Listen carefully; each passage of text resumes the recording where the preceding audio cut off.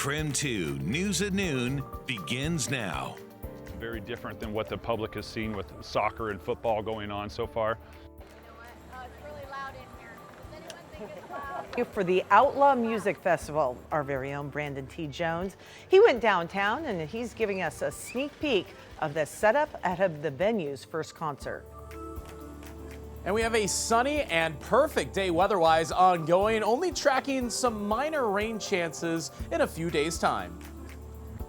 Summer, but guess what? School is coming fast. KREM 2's Tools to Schools campaign is underway right now. Coming up, you can help children who really need a little support as they get ready to go back into the classroom. Hi everyone, it is so good to see you. Welcome to KREM 2 News at Noon. I'm Laura Papetti.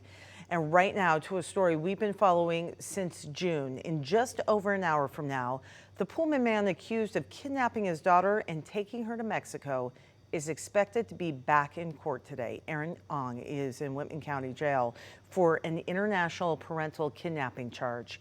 According to a federal criminal complaint, the FBI and Border Patrol found photos and videos of Ong crossing the border on June 1st. That was 2 days after he was supposed to return his daughter to her mother. KREM 2 spoke with U.S. Attorney Vanessa Weldreff on how these cases that are regarding parents and children are handled compared to others. I think these types of cases are really where the federal government can bring its resources most effectively to ensure that kids are being cared for by parents who love them. Aaron Ong was found in Mexico with his fiancée, Nadia Cole. Right now, no one else, including Cole, has been charged. The U.S. Attorney's Office told us today's court appearance at 1:30 will consist of a detention hearing, a preliminary hearing, and a status hearing as well.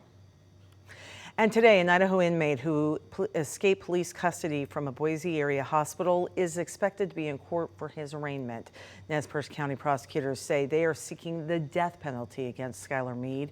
They accuse him of killing an 83-year-old after escaping a Boise hospital while he was receiving treatment. He is also linked to the death of a 72-year-old named Don Henderson from Orofino. Our Boise station spoke with a friend of Henderson's about who he was. Don was just a good human being. I don't know all the problems that they had that led to this, but he didn't deserve this, no one does. Mead is expected in court today for his arraignment. KREM 2 Shannon Mowdy will be at the courthouse to get the very latest information. So join us on KREM 2 News first at 4 for updates.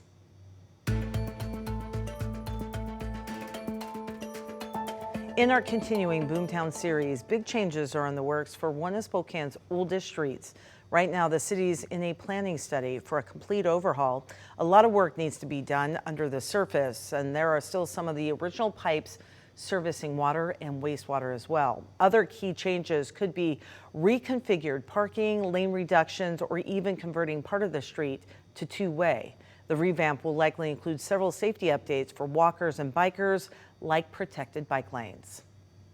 It really changes a lot for pedestrians, I think. It widens sidewalks, it creates bulb outs that allows for what we call daylighting, which is helping drivers see pedestrians a lot better. Again, talking about Spokane Falls Boulevard, construction isn't expected to start until at least 2026, but now is the time to have your ideas heard for the future of this scenic street. You can fill out an online survey to give your feedback right now, and that will stay open until September.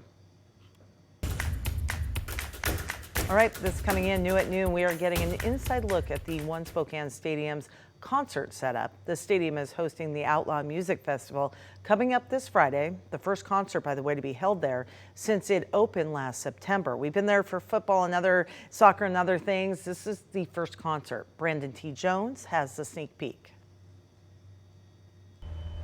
All right, you got to help me out here. I don't know if it's anticipation or if it's excitement or some type of word in between those two, but all I know is that this moment tomorrow is going to be absolutely phenomenal. The first ever concert at One Spokane Stadium.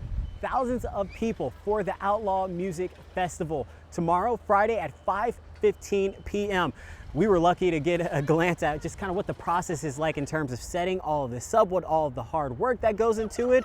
But this is going to be a show that'll feature Willie Nelson. You know the music, right? Come on, Willie Nelson on the road again. Then you've got Bob Dylan, John Mellencamp, and Brittany Spencer. The inaugural concert again is tomorrow, Friday, August 9th at 5:15. But of course, this is just the first of many major events coming to one Spokane, and we had a chance to talk with all of the people who make this happen and talk about kind of what that setup process is like. So it's bringing us into a new realm of artists that we've never been able to have in Spokane before, that could stop by and play. Later this month, the Great Outdoors Comedy Festival will be here as well. 3 major acts and several other comedians will perform at the venue August 23rd through the 25th. Among those names, you've got Kevin Hart, Shane Gillis, and Tom Segura. So a lot of laughs, a lot of good times on the way. But for now, reporting here in downtown Spokane, Brandon T. Jones, KREM 2 News. A lot going on over the next few days in town, so we're going to check in with meteorologist Thomas Patrick. He's getting all mic'd up outside to give us a forecast. And Thomas, it is a pretty typical summer day outside today, and everybody wants to know, will it stick around for the weekend? Yeah, it looks to be that way, Laura, especially today. What fantastic weather this is. Actually starting to warm up quite quickly. I think it might increase the high temperature forecast by 1 or 2 degrees just because we're already at 84 with mostly sunny skies, just a few high level clouds overhead.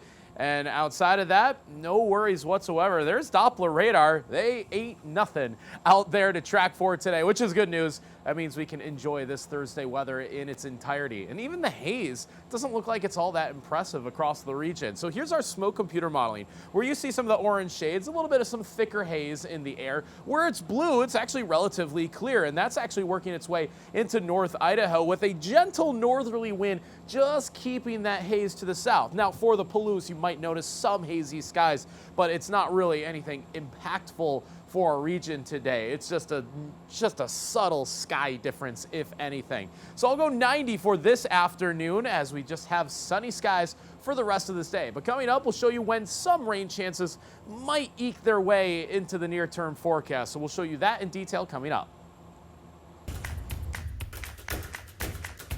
Well, KREM Cares Tools to Schools is underway as many families are working to gather supplies, clothing, all of the things you need for the upcoming school year. So join us as we talk about why kids are in need of more than just, say, notebooks and pencils, and better yet, how we can all help. Coming up right after the break.